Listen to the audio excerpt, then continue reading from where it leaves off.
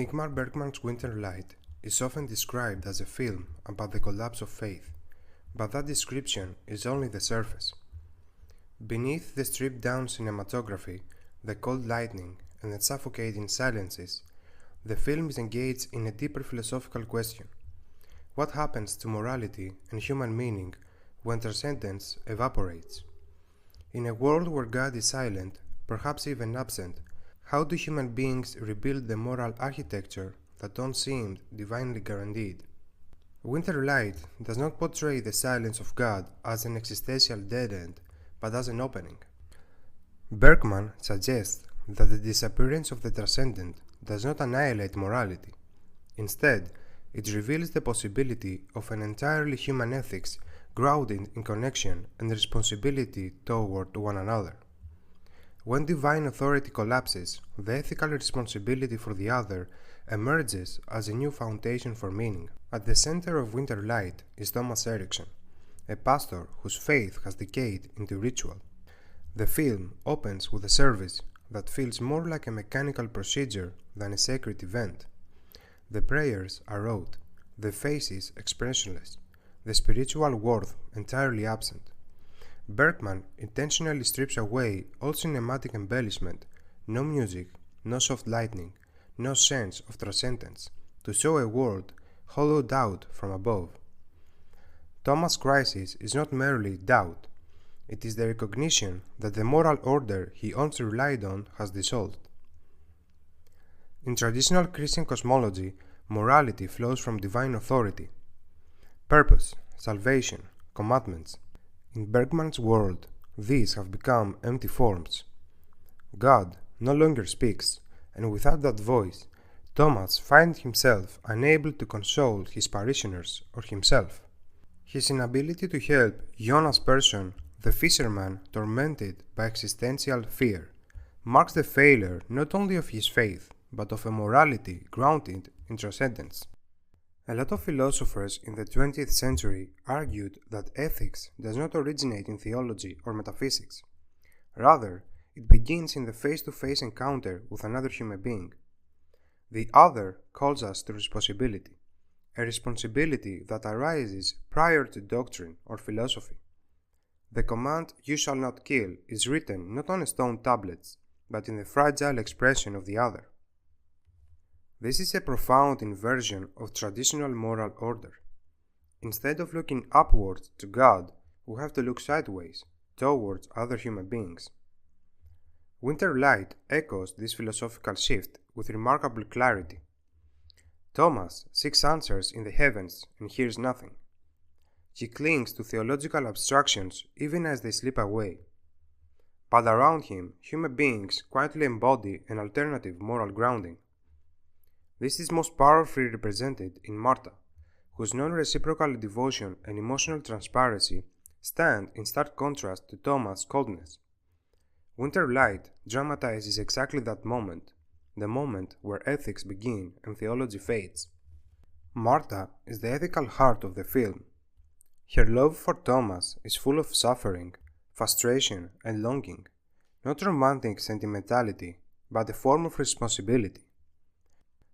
She does not demand reciprocity. She does not expect salvation. She merely shows up, again and again, offering presence where Thomas offers detachment. Her letter, read in a voiceover, is one of the most emotionally vulnerable scenes Bergman ever filmed. She exposes her wounds, both literal and symbolic, the eczema on her skin, the loneliness in her heart, the humiliation of loving a man who cannot love her back. She presents her face, her fragility, her need, her humanity in its most truthful form, and Thomas turns away. This is the ethical failure at the center of Winter Light. Thomas is so consumed by the loss of divine meaning that he cannot see the moral meaning in front of him. He cannot recognize Martha's love as a call to responsibility. He cannot perceive Jonas' despair as an ethical appeal. He is blinded by the absence of God, and therefore cannot see the human. The tragedy of Thomas is not merely that he has lost his faith. It is that he fails to embrace the ethical alternative. In Jonah's moment of terror, Thomas falls back on doctrinal explanations, speaking of Christ's suffering instead of listening to Jonas. It is a textbook example of replacing the concrete suffering of the other with conceptual abstraction. Jonas does not need theology, he needs presence. He needs someone to see his fear and stand with him in it.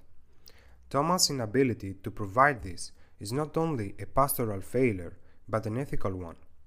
When Jonas later commits suicide, the film does not accuse Thomas directly, but the implication is clear. Jonas' plea for meaning was met with ideas instead of compassion. The failure repeats with Martha. Rather than accept the deeply human source of meaning she offers, Thomas rejects her as unbearable, claiming her love suffocates him. His revulsion is less about her and more about what she represents, the terrifying reality that in the absence of God, responsibility falls on human shoulders alone. Many viewers interpret Winter Light as bleak, a cinematic meditation on despair. But beneath the surface, Bergman suggests something more radical. God's silence does not eradicate morality, it transforms its foundation. Without divine guarantees, human beings become responsible for creating meaning themselves. Ethics is no longer enforced by cosmic order, but emerges in the fragile, intimate space between people. In this sense, God's absence is not only a loss, it is a liberation. It forces Thomas, Martha, and the viewer to confront the possibility that morality must be rebuilt from within human relationships. When transcendence collapses, humanity becomes morally sacred and responsible. The closing scene of Winter Light is deceptively simple. Thomas prepares to conduct another service, despite his spiritual emptiness. Only a handful of people are present. The church remains cold, the light harsh, the sense of divine presence non-existent. Yet Thomas proceeds. Why? One interpretation is despair. Sin continues out of habit, trapped in the ritual. But in our context, the sin takes on a new dimension. Thomas continues not because God commands it, but because another human being, Martha, is there. His act is no longer an expression of faith, but of responsibility. It is a gesture towards connection, however fragile and tentative. The final service becomes a moment of ethical rebirth. Thomas is no longer performing for God, but for the people around him. The ritual that once symbolized divine authority becomes an act of human solidarity. It is not triumph, it is not even hopeful in the traditional sense, but it is a beginning. What emerges from Winter Light is a vision of morality that does not fear the absence of God, but arises to meet it. The film suggests that meaning does not descend from the heavens, it grows between people. Ethics is not guaranteed, it is chosen. Responsibility is not a divine commandment, but human response to the other needs. Love, though painful, becomes the ground of moral life. God's silence is not the end of the ethical world, but the disclosure of a new one. In this way, Winter Light aligns with existential thought while offering a uniquely Bergmanian insight. The most profound spiritual experiences may arise not from the divine, but from the human. Bergman's film is often described as cold, even nihilistic, but a closer look reveals a quiet, fragile warmth. The silence of God lays bare the possibility of a moral life rooted in human connection.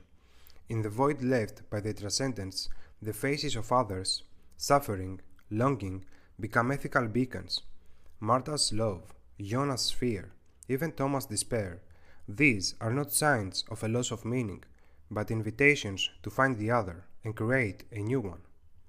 The absence of God does not doom the characters to moral decay. It challenges them to rebuild morality on their own terms. Bergman's achievement is not simply to portray loss, but to reveal what can grow in its wake. Winter Light reminds us that when transcendence collapses, the human remains, and that may be enough to begin again. In the silence, a new ethic speaks. It is a risky play between what is said and what cannot find words to be expressed. Bergman completes his reflection on the silence of gods and humans, certain now about the former and generous towards the latter. His pessimism, scattered from the beginning of the film up to the final shot, does not stem from the admission that humanity has been abandoned by God. Rather, it resembles a secular appeal to believe in human beings, in those who ultimately seem to be the only ones capable of winning the great wager of love, forgiveness, and assumption, simply by speaking the truth. Far from the ecclesiastical prayers that may be heard but are never answered, and closer to whatever God might be for each individual.